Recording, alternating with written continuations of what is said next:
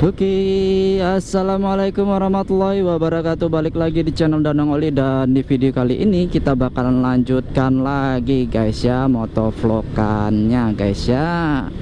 Tapi sebelum itu jangan lupa buat teman-teman yang baru join untuk diklik subscribe channel Danang Oli dan di like videonya, serta kalian share ke teman-teman kalian, dan jangan lupa juga untuk kalian komen-komen di bawah ya teman-teman ya.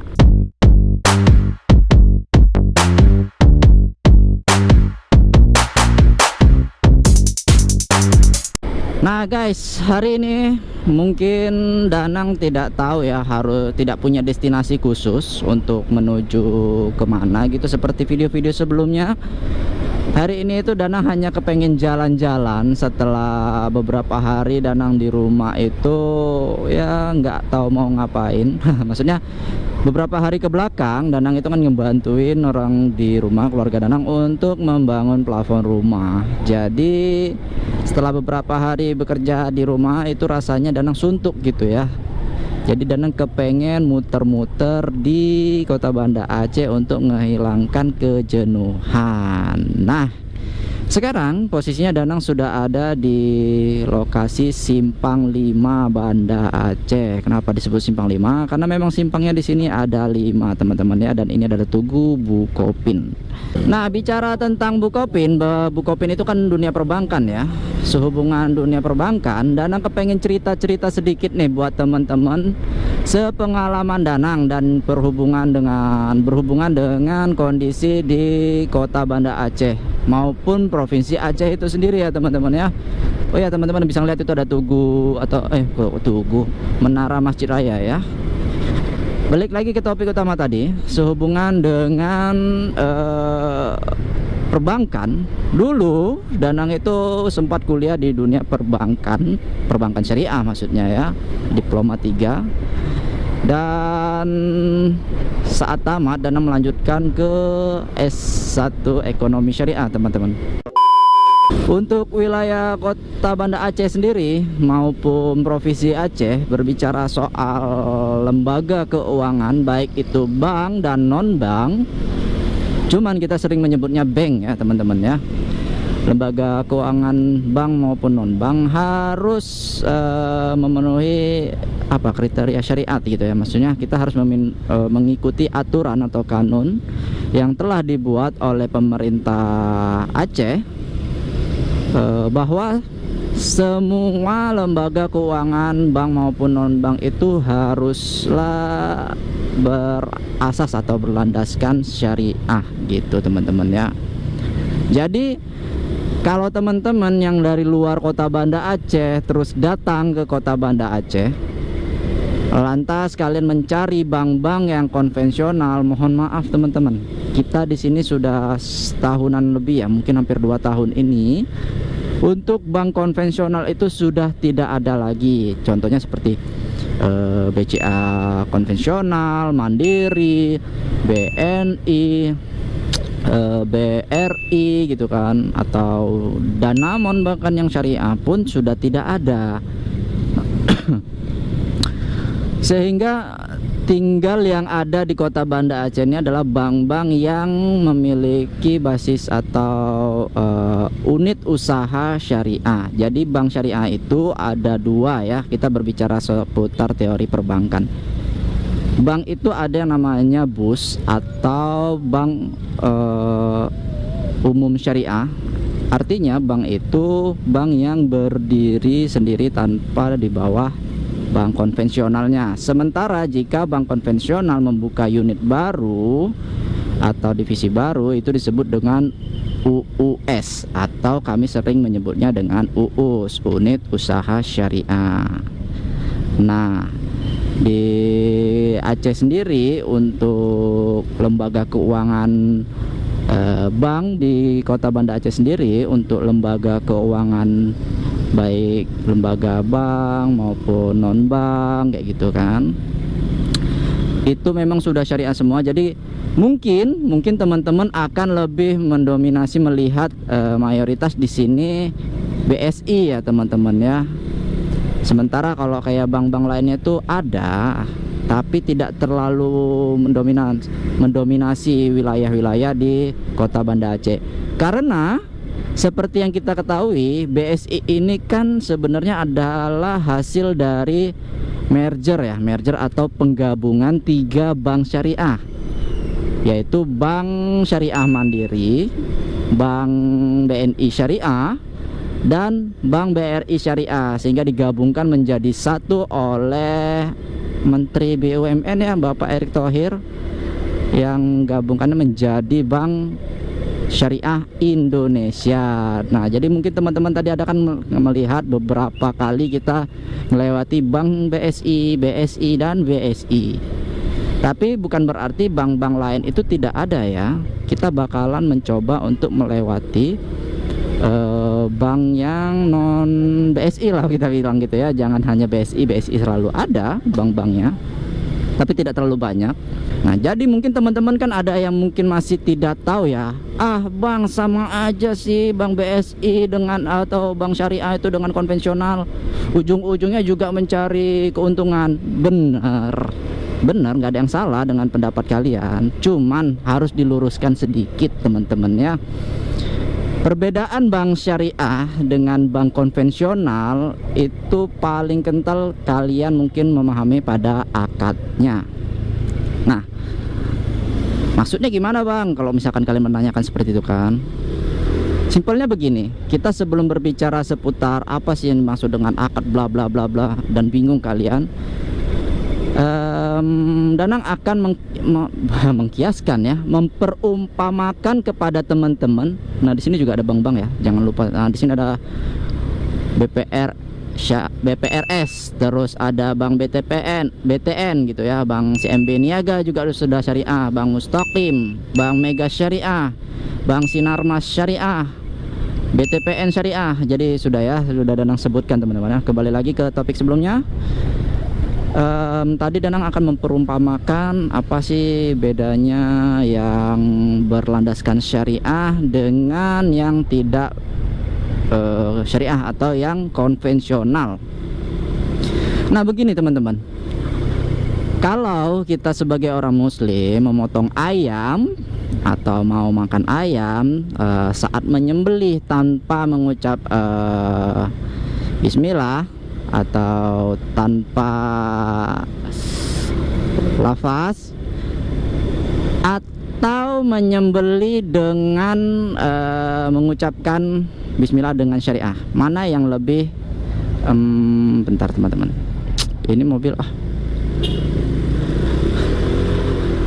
kembali tadi, atau yang mengucapkan bismillah gitu kan untuk menyembelih, mana yang lebih syariat lah buat teman-teman. Itu kalian sendirilah yang menilai ya teman-teman ya.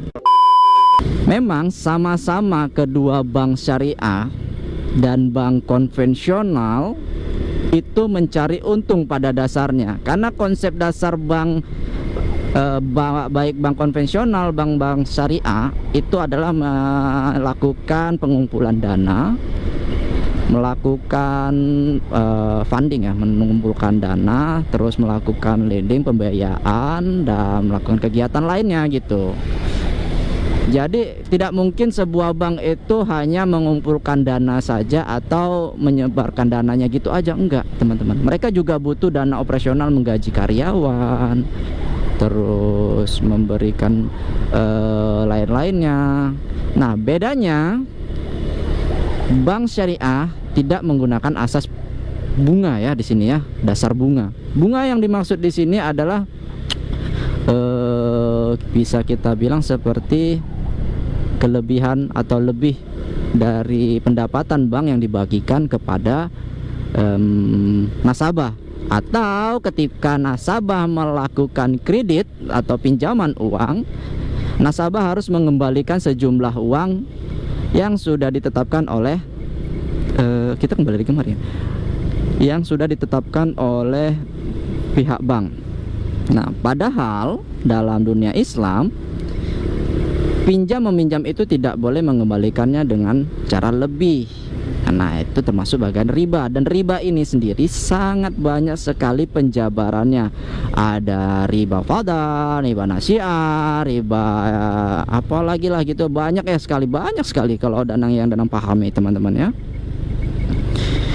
Nah, sementara untuk bank syariah, mereka sebenarnya tidak melakukan yang namanya pinjaman, tapi akad yang mereka gunakan adalah akad jual beli.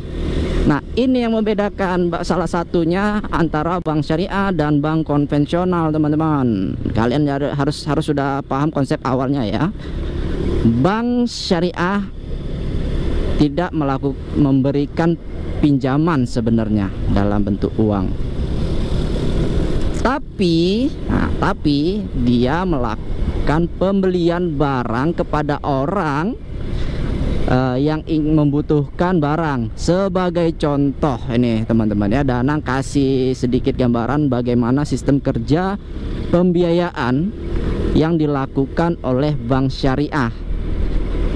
Pertama, jika ada calon debitur atau kreditur ya, debitur ingin membeli rumah dengan harga 200 juta, tapi debitur ini tidak punya uang, maka dia pergi ke bank syariah bukan untuk meminjam ya teman-teman ya, tapi untuk meminta pembiayaan.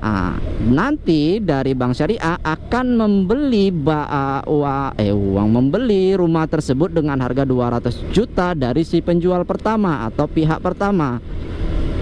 Nah, lalu pihak bank akan menjual rumah tersebut kepada debitur secara kredit.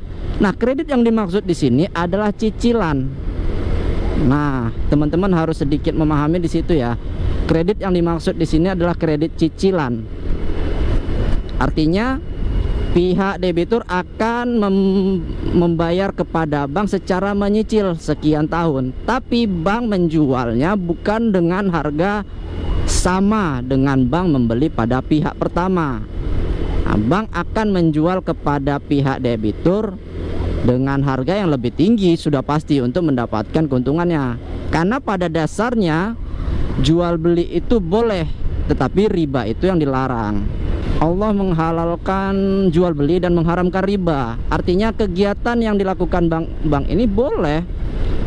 Pertama, di situ kan ada namanya akad. Akad di sini bertujuan antara setuju atau tidak setujunya, baik dari pihak bank ataupun dari pihak debitur untuk melakukan kegiatan pembiayaan tersebut. Kalau memang bagi pihak debitur ini kemahalan, dia punya hak untuk tidak melaksanakan atau tidak melanjutkan kontrak tersebut.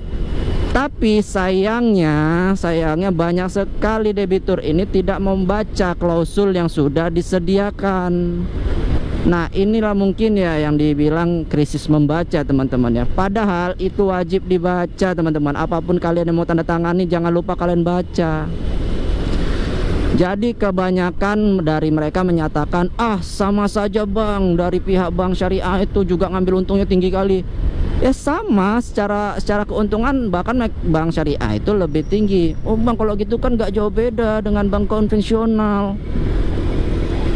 Secara keuntungan mungkin tidak jauh beda ya teman-teman, tapi secara akadnya yang berbeda.